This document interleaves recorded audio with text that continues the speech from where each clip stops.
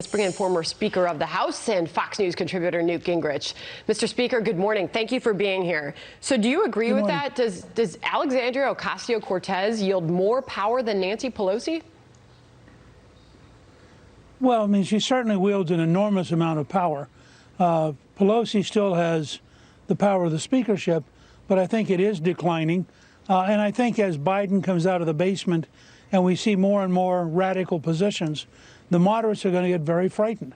Look, the history is very clear. Bill Clinton wins in '92.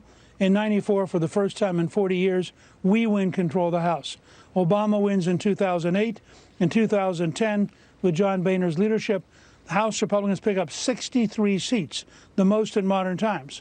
So if you're a moderate Republican, Democrat, or even a fairly liberal Democrat, but in a potential swing district, you've got to look at that history, and you've got to ask yourself, are the radical members of the Biden administration, combined with AOC and her allies, are they going to push you off the cliff and guarantee that 2022 becomes a disaster and you end up with Speaker McCarthy, which is, frankly, the most likely outcome?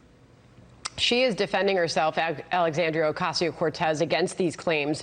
She says this: for the Democrats who think I'm just being a selfish, divisive bomb thrower from a deep blue seat, maybe you'll listen to Doug Jones in Alabama when he says the same thing.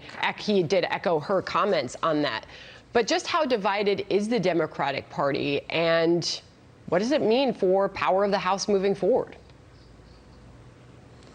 Well, I think it's very divided, and I think depending on the result of these last few seats, that Republican leader McCarthy may actually have an ability to form an alliance with 10 or 12 Democrats who literally are in districts where they're going to get wiped out in 22 unless they find some way to separate. And if that happens, McCarthy actually will have more maneuvering ability on the floor than will Speaker Pelosi. I mean, you get into these very narrowly contested houses at a time when the country's moving to the right.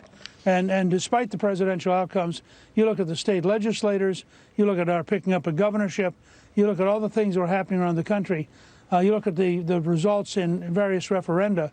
The country's not going to AOC.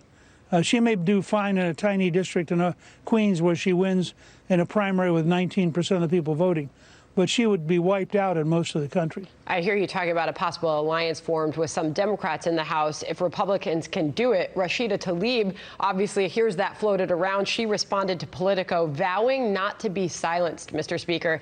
She says, we're not going to be successful if we're silencing districts like mine. Me not being able to speak on behalf of many of my neighbors right now, many of which are black neighbors, means me being silenced. I can't be silenced.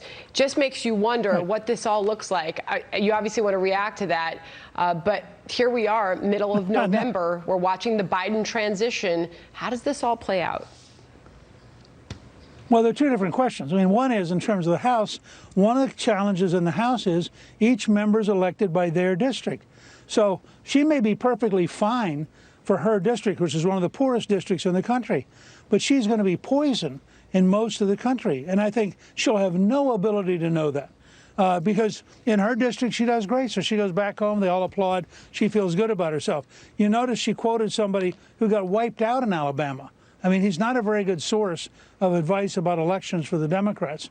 The other challenge, as I said, is as the Biden administration comes out of the basement, the first real example is Zeke Emanuel, who is on his COVID task force, who has said publicly he doesn't think you should spend much resources on people over 75, which is where most of the people have died from COVID, and just came out yesterday and said the U.S. ought to give away its vaccine before Americans take it. He said we shouldn't be vaccine nationalist.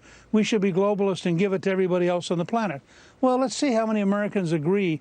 One, that you shouldn't take care of people over 75, and two, that we ought to give the vaccine away to everybody else before we get to take it. I think this is just the tip of the iceberg as they come out of the basement. He had a lot of people hidden down there who are very radical, and I think, frankly, they're going to cost them the 2 seats in Georgia because the radicalism is going to show up. This big statement, Mr. Speaker. Glad to have you on this morning. Thank you. Good to see you. All right.